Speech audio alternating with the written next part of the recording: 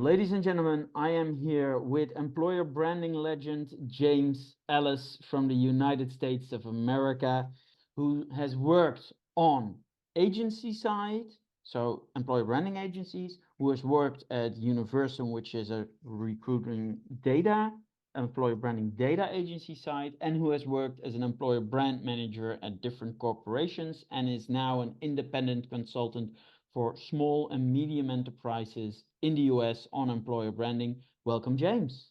Hey, boss. I thanks for having me. This is going to be a blast. Thank you for being here. So, quickly just dive into the subject. How would you define employer branding? Employer branding is the individual's perception of what it's like to work at your company. That seems simple, but it unpacks about 17 different ways. It's this idea that what I think it's like to work at Adidas and what you think it's like to work at Adidas might be different.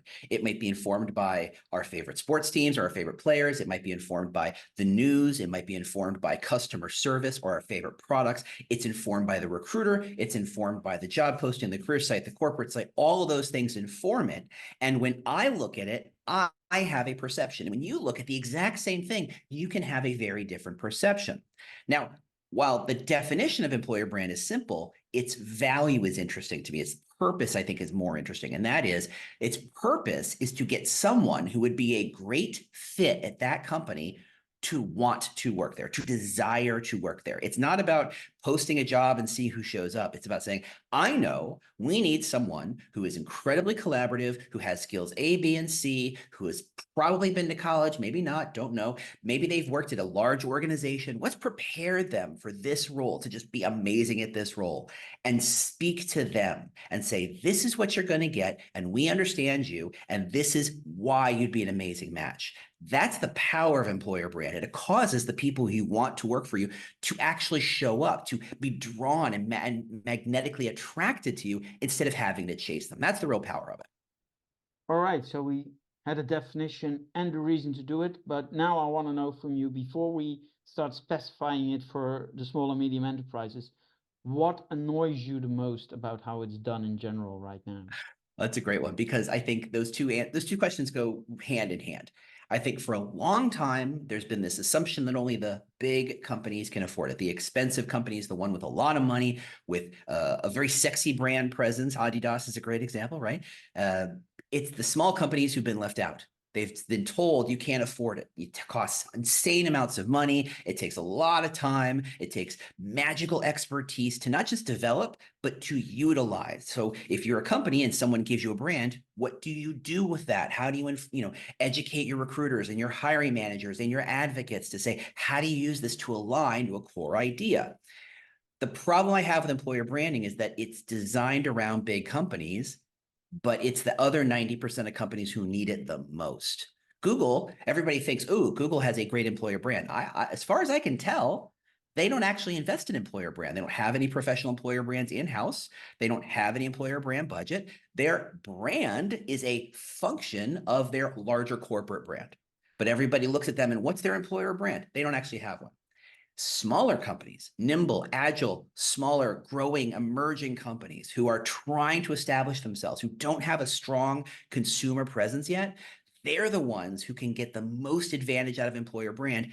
And it doesn't have to be expensive. If you look at branding not so much as a big monolithic deck that costs $80,000 or 80,000 euros to put together, if you look at it instead and saying, how do I get people to want what I have to offer, which is what employer brand is, suddenly all the companies can take advantage of it to find the people who would be great fits for them. So, how does doing employer branding differ between corporates and, for example, medium-sized companies? What's the main difference between the two? Well, the main difference is larger companies have infrastructure. They have not just an employer brand team, but they have an internal comms team. They have a comms team. They have a corporate comms team. They have marketing teams. They have all this structure. They've got HR. They've got all this stuff. And so when they have an employer brand, they have that infrastructure to say, okay, everybody, we're going to be known as the collaborative company. We're going to be known as the competitive company. We're going to be known as whatever that brand might be, that simple idea. In big companies, You've got lots of people who are trained in branding, who understand how to take that message, convert it, and localize it to their audiences and activate it to make that brand work. Smaller companies don't always have internal comms. They don't always have corporate comms. Sometimes they have a PR team or a marketing team, and comms is kind of somewhere in the middle, and they're running around doing 5 different jobs. They're too busy to employer brand just looks like a 6th job that they don't want to do. Smaller companies need to have a brand that is so obvious that they don't need the infrastructure to take advantage of that brand. They can say, okay, if we're the collaborative company, what does that mean? How do we show that? How do we express that? Where are the channels that we're taking advantage of that we can really make people see that this isn't just a claim, but this is a true statement of fact about our company? That's the biggest difference. There's a lack of infrastructure. Now, that lack of infrastructure is actually what keeps companies from taking advantage of it. They say, I don't have all this stuff. I don't have a 10-person employer brand team. And I don't have writers and videographers. And I don't have all that stuff. So therefore, I can't use it. And that's wrong. It's really about if you get down to the thing that makes you different as a company and you express it on some level in everything you do, your LinkedIn, your career sites, but also your marketing, your corporate site, your advocacy, your review sites, whatever. If you express that idea everywhere you go, quickly, everybody starts to think about you are this thing. And that's how employer brand gets done in small and mid-sized businesses. All right, I'm going to throw you a curveball here, probably. Where do you Okay. think employer brand should reside? Is that because you were talking about the branding team and the marketing team and the comms team? Should it be in the TA recruitment department or in the marketing department?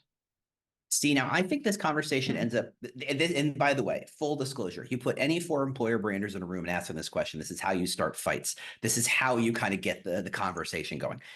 I am one of the few people who is completely agnostic about where it should live. I don't care. I don't care if it lives in sales. I don't care where it lives, so long as you have someone who understands what it's supposed to do and how it works. I will say this. The people who think it should be in TA, unfortunately, are usually people in TA and HR because that's where they feel most comfortable. And I would say the other way around. I think of employer brand as trying to spread some sort of gospel about what the company's all about to as many different teams as possible.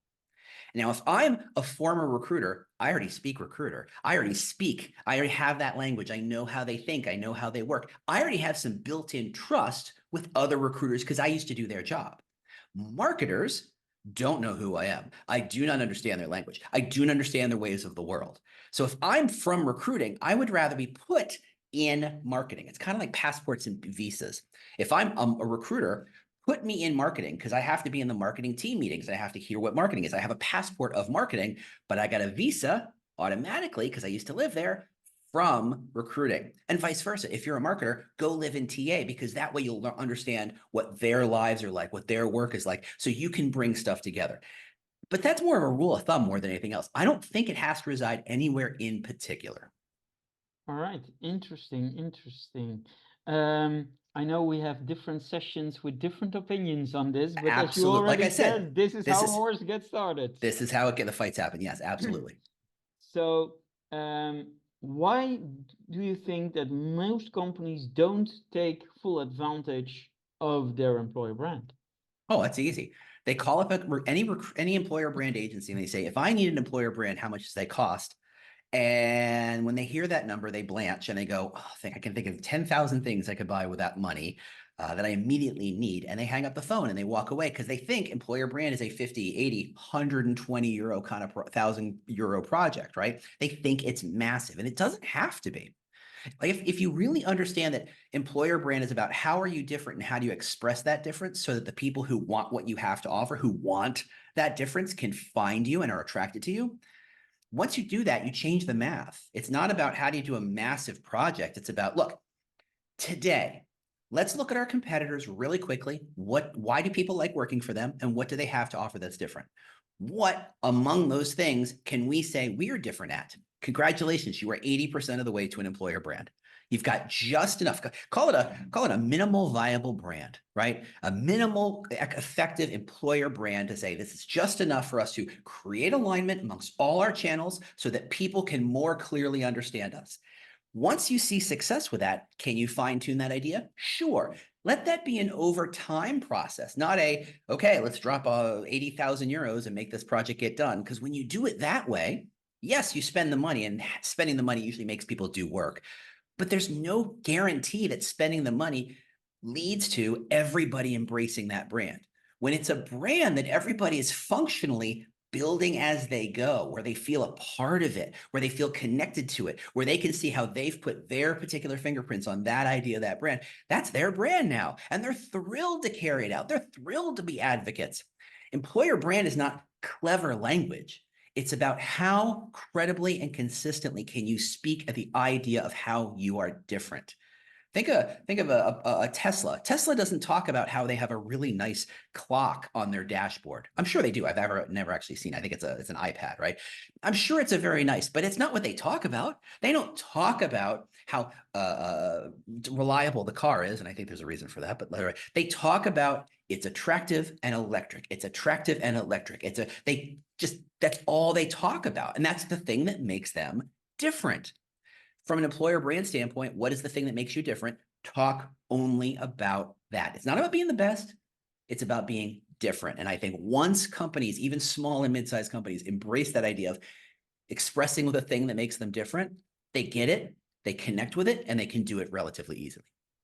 Yeah, I actually don't know if you can be different from everybody, but you can be consistent, which is actually, and I wanted to ask you, but you already got to that. Isn't the consistency key, and actually thinking about the consistency? Because what I've noticed, especially in medium-sized companies, I was in one last year, and they talked about how humane they were and how close to it, and people centric and everything. And I worked there for almost a year, and they were, yet their corporate career site had 0 humans on it. Yeah. You know, that is the problem. Yeah. So in a lot of ways, recruiting has gotten such a bad rap where used car salesmen, whatever, blah, blah, blah, blah, blah. I say, if that's true, that means the coin of the realm, the thing that makes you more effective is credibility. And credibility comes from consistency. If you're always talking about a certain thing, if it, and look at a company's Glassdoor, or not a Glassdoor, their LinkedIn profile. Hey, we got this award. Good for you. I don't care. But if you say, we got this award because we're so collaborative, okay, that's a data point. That's useful information. And if I see the next 10 posts talk about programs and new releases and a profile of an employee and a couple of testimonials, and they all somehow connect to collaboration, inherent, subliminally almost, I start to go, this is a company that cares about collaboration. It's not a thing they say, it's a thing they are. It's the difference between wallpaper and DNA.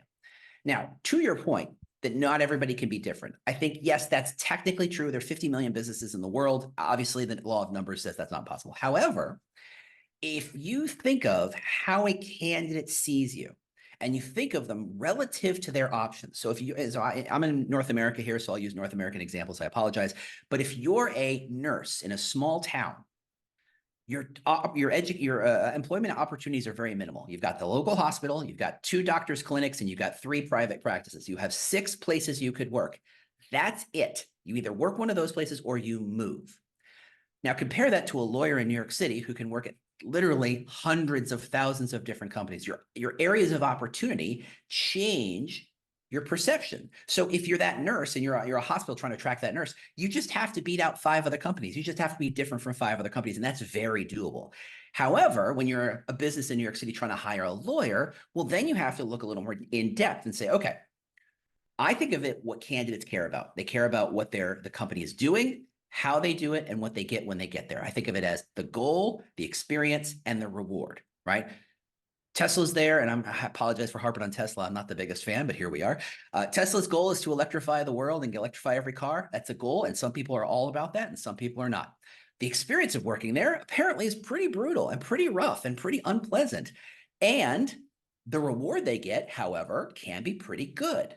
So just by breaking it out into those 3 buckets, you become very clear about what you're offering people, and people can make an informed decision. I do want to electrify cars and I do want to get rich, and I'm fine if I get beat up in the process. Great. You have now found someone who wants what you offer. Turn it around.